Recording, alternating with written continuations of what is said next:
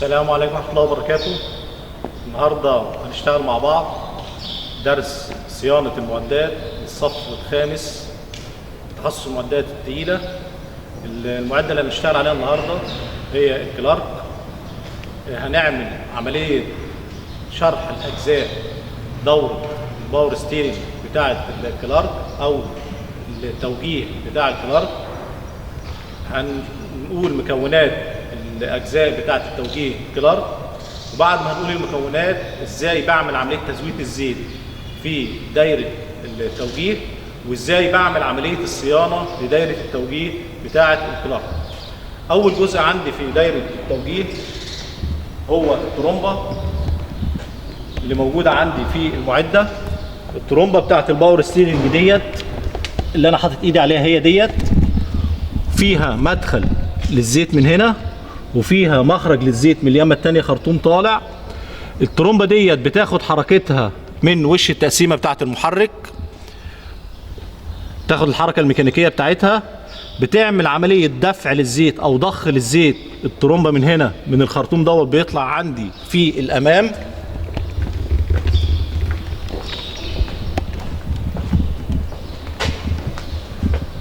على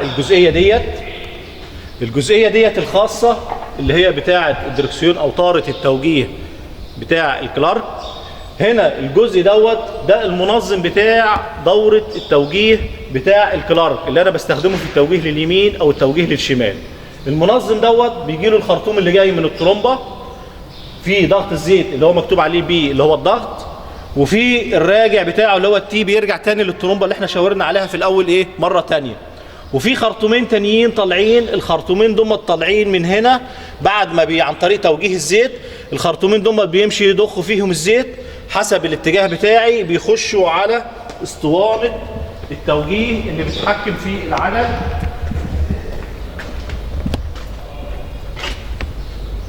على اسطوانة التوجيه اللي بتتحكم في العجل حسب اتجاه طارة الدركسيون.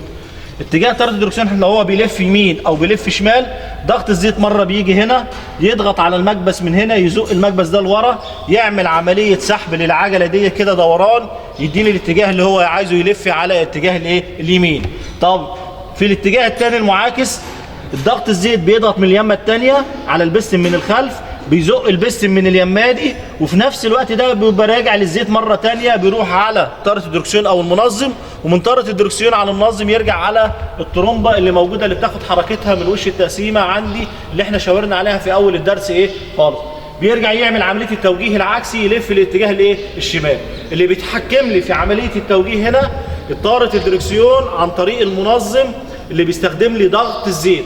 طبعا في المعدات الثقيله عندي الكاوتش بتاعي كبير وهو شغال بيركز عندي في عمليه ان هو بيرفع حمل او بينزل حمل، مش عايز يعمل اجهاد على السائق في عمليه التوجيه بتاعه الاطارات عندي، فهو بيستخدم عندي دايره الهيدروليك في توجيه الكاوتش او العجل بتاعي، بحيث ان هو يدي امكانيه للسواق بدل ما يتعبه بدنيا او جسمانيا، لا يبقى مركز في حاجه ثانيه في عمليه الحمل بتاعته سواء كان بيرفع او بينزل، يبقى مركز عندي ان هو يديله هنا حركه خفيفه عن طريق طاره الدركسيون. فدي بنقول عليها من وسائل الاجهزه المساعده للسواق في عمليه التوجيه بالنسبه للمعدات.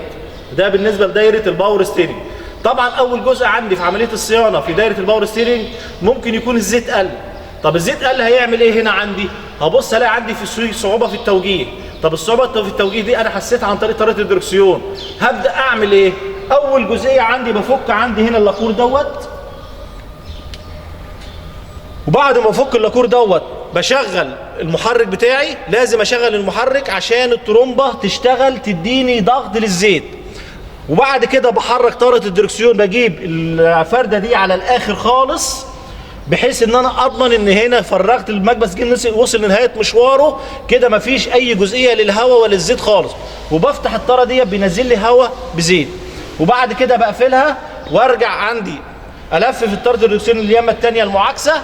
لما الف طاره الدركسيون اليمه الثانيه المعاكسه بفك اللاكور الثاني اللي موجود هنا في الداخل، برضو بعمل نفس الحركه، بهوي عندي لحد ما يخرج الزيت بالهواء وارجع اقفلها تاني. بلاقي عندي هنا ان طاره الدركسيون بدات تخف تاني معايا. ممكن يكون الزيت قل في دايره الباور ستيرنج. هنا بعمل عمليه تزويد للزيت